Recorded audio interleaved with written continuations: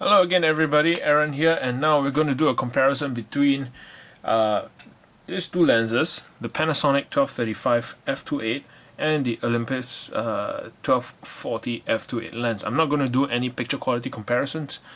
Please, look for the professional photographers with their blogs and their websites for that. This is more of a size and ergonomics comparison between the two, and the reason why, despite having this already, I've decided to upgrade to the 1240. Okay, so off the bat, as you can tell, the 1240 is slightly larger. Partly, I suspect, because of this. This is a very thick, because they use a hood, a clutching, a system that latches on to it, and you have to release by pressing the grip, by pressing the buttons. It is a good thing, so it does not automatically come up due to friction, but it does add a little bit of width to it. Right? See, once I take that out, this with the grip or without the grip, not much difference. Okay? So now with the hoods out, now why don't we just put the hood on and oops, wrong hood. Just to let you have a look at it with the hoods on. What are the difference between the two? Okay. Alright. Now let's take it off.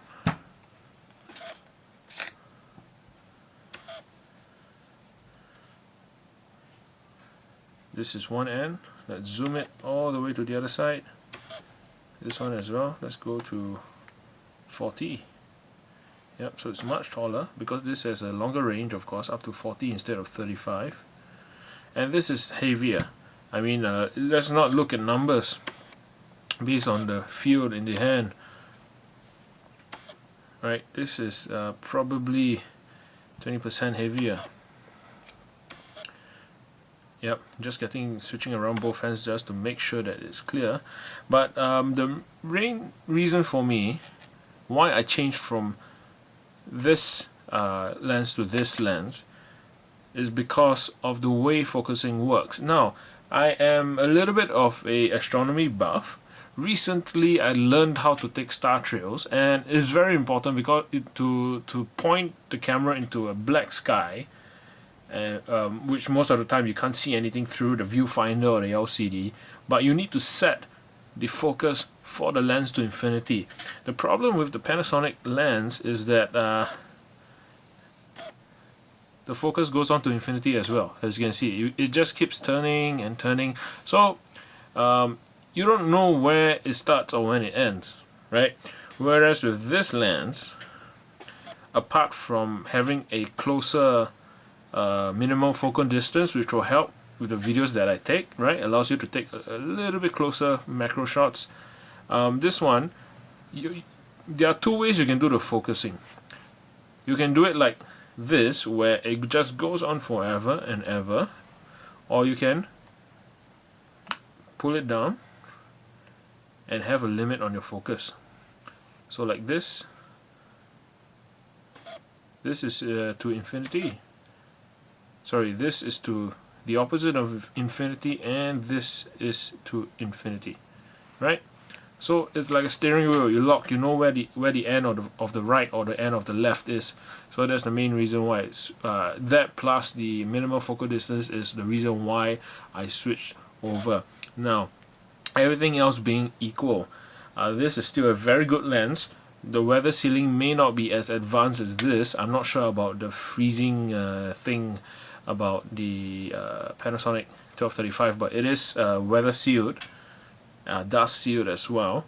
And maybe then, if size is an issue for you, if size and weight is an issue for you, and maybe you're like some of us who say, picture quality, most of us can't really tell the difference, we're not pixel peepers, then if ergonomics and mobility is more important, you may still want to consider the Panasonic 1235. And I believe since this lens has launched, there is a price drop on this as well. Okay, it came out pretty expensive. I got it quite at that point of time because this lens wasn't available, which is like 1+ year back. So yeah, just thought I'll do a comparison for you guys to have a look. Okay, so this lens is bigger, a little bit heavier. So if that's not an issue for you, you can go ahead and get this lens. But if you want something similar, right, having a large aperture range throughout its zoom range, a very flexible lens, right, this 2470 equivalent full frame, this is 2480 equivalent full frame, and if you want something, oh yes, do note, I believe this lens does not have a built-in stabilizer.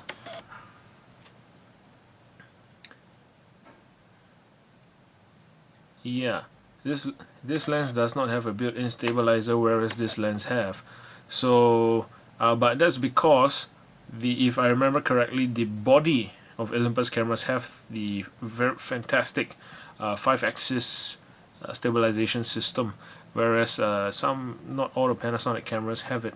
But I'm not really familiar with that, so do keep that in mind when you're making a purchase decision. If you need stabilization in lens, you still want to go for the Panasonic 1235.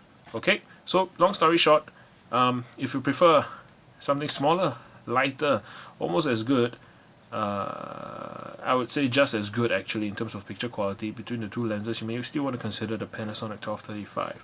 But if you need